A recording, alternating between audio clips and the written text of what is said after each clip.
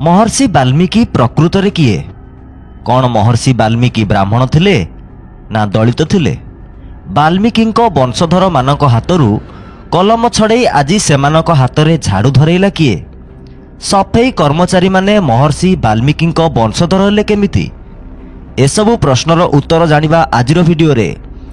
आजिर अध्याय आपणक धार्मिक भावना को आघात दे पारे, तेणु दर्शक निजर सहमति एवं विवेक सहित भिडियो देखा अनुरोध। भिडियो भल लगिले लाइक कमेंट शेयर करेंगे, नुआ भिडियो देखिया पई सब्सक्राइब करेंगे। महर्षि वाल्मीकि प्रकृत रे किए थिले? महर्षि वाल्मीकि को आदि कवि उपाधि तांकु सम्मान जणाया पई नुहे, बरं सफेई कर्मी जातिर लोक माने किभली हिंदू धर्मर जाति व्यवस्था प्रति आस्था विश्वास रखिबे सेतिपई तांकु एही उपाधि दिया जायथिला। किंतु महर्षि वाल्मीकि सहित सफेई कर्मचारी संपर्क कौन? छुआछुती एवं दलित मुक्ति सहित वाल्मीकि संपर्क कौन? कौन वाल्मीकि छुआछुती सृष्टि करिथिबा हिंदू ब्राह्मण धर्मरू मुक्ति पाई केबे कहिसंती कि? वाल्मीकि जणे ब्राह्मण थिले, जहा रामायणरू प्रमाणित होई सारिछि। कुहा जाए जे वाल्मीकि कठोर तपस्या करी उइहुंका पलटि जाइथिले, तेणु तांको नाम वाल्मीकि रखा जाइथिला। किंतु दलित मानक परंपरा रे तपस्या करिवार अधिकार ही नथिला। तपस्या पूजापाठ वैदिक परंपरार अधिकार रे थिला, अर्थात ब्राह्मण माने ही केवल पूजापाठ तपस्या करुथिले। महर्षि वाल्मीकि मध्य एही वैदिक परंपरारू आसीथिले। वाल्मीकिंको आश्रम मध्य वैदिक परंपरार गुरुकुल थिला, जेउठारे केवल ब्राह्मण एवं राज परिवारर पिलामाने शिक्षा लाभ करुथिले। एपर्यंत एमिति कौनसी प्रमाण मिली नहीं जे वाल्मीकि शूद्र एवं अस्पृश्य मानकु शिक्षा देइथिले। अस्पृश्य जाति किंबा सफेई कर्मी मानक मुक्ति पाई वाल्मीकि केबे कौनसी आंदोलन करथिले जहा आमे केबे सुनी नाहु, किंबा ए विषय रे कौनसी प्रमाण भी नहीं। तेबे वर्तमान बड़ प्रश्न हेउची वाल्मीकि केमिति सफेई कर्मी मानकर देवता ही गले? जदि आमे इतिहास अध्ययन करिबा तेबे जणा पड़िबो जे 1925 मसिया पूर्वरु वाल्मीकि नामरे कौनसी शब्द ही नथिला। परे सफेई कर्मचारी मानंकु हिंदू धर्म रे बांधी रखिया पई षडयंत्र करी 20 दशकरे आर्य समाज सेमानंकु वाल्मीकिंको नाम सहित जोड़ी देथिले। आर्य समाजर जणे पंडित अमिचांद शर्मा एही योजना को कार्यकारी करथिले।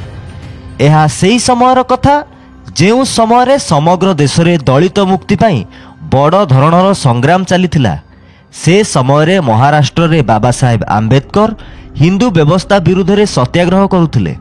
उत्तर भारत रे स्वामी अच्युतानंदଙ୍କ आदि हिंदू आंदोलन एवं पंजाब रे मंगूराम मुंगवालियाଙ୍କ आदि धर्म आंदोलन सेतेबेले चरम शिखर रे थिला। पंजाब रे दलित जाति माने अति शीघ्र आदि धर्म ग्रहण करुथिले। एही सामाजिक विप्लव को रोकिया पई आर्य समाज अमिचांद शर्मा को एही कार्य रे नियोजित करथिले। एही योजना अनुसार अमिचांद शर्मा सफेई कर्मचारी घर को जीवा आसिबा आरंभ करथिले एवं सेमानकर किछि समस्या उपरे काम करिबा भी आरंभ करथिले। खूब शीघ्र से सेमानक मध्य रे मिसि जाई सेमानकर नेता होई गले। से डॉक्टर आंबेडकर, स्वामी अच्युतानंद एवं मंगूराम को गतिविधि विरुद्ध रे सेमानंकु उत्साहित करबा आरंभ करथिले। सेतेबेले सेही अशिक्षित एवं गरीब लोक माने तांको जाल रे फसी जाइथिले। 1925 मसिया रे अमिचांद शर्मा श्री वाल्मीकि प्रकाश नामक एक पुस्तक लिखिथिले, जेउथिरे से वाल्मीकि को तांकर गुरु भाव रे वर्णना करथिले एवं लोकमानंकु वाल्मीकि धर्म ग्रहण करबाकू कहिथिले। से तांको आगरे वाल्मीकि धर्मर रूपरेख मध्य उपस्थापन करथिले। डॉक्टर आंबेडकर, स्वामी अच्युतानंद एवं मंगूराम आंदोलन माध्यम रे दलित जाति मानंकु महिला सफा करिबा काम छाड़ी आत्मसम्मानर सहित अलगा किछि कामकु निजर पेशा भाव रे ग्रहण करिबाकू कहि आसुथिले। एही आंदोलन प्रभाव रे अनेक दलित जाति महिला सफा वृत्ति छाड़ी देथिले। सेतेबेले एही परिवर्तन को नहीं ब्राह्मण माने अत्यंत चिंताग्रस्त हो जाइथिले। सेमाने भाबुथिले जे जदि सफेई काम करुथुवा दलित माने अलिया उठेबा काम छाड़ी दियंती तेबे ब्राह्मण मानक घर नरकरे परिणत हेबो। सेथिपाई अमिचांद शर्मा ବାଲ୍ମୀକି ଧର୍ମ ସୃଷ୍ଟି କରିଥିଲେ ଏବଂ ସଫେଇ କାମ କରୁଥିବା ସମ୍ପ୍ରଦାୟକୁ ବାଲ୍ମୀକି ସମ୍ପ୍ରଦାୟ ଭାବରେ ପରିଣତ କରିଥିଲେ। ସେ ସେମାନଙ୍କୁ ଦୁଇଟି କଥା ବୁଝାଇଥିଲେ।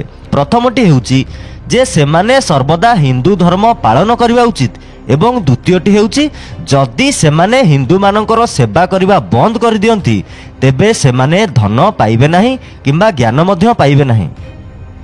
ଅମିଚାନ୍ଦ ଶର୍ମାଙ୍କ ଷଡ଼ଯନ୍ତ୍ର କେତେ ସଫଳ ହୋଇଥିଲା ତାହା ଆଜି ସମସ୍ତଙ୍କ ସାମ୍ନାରେ।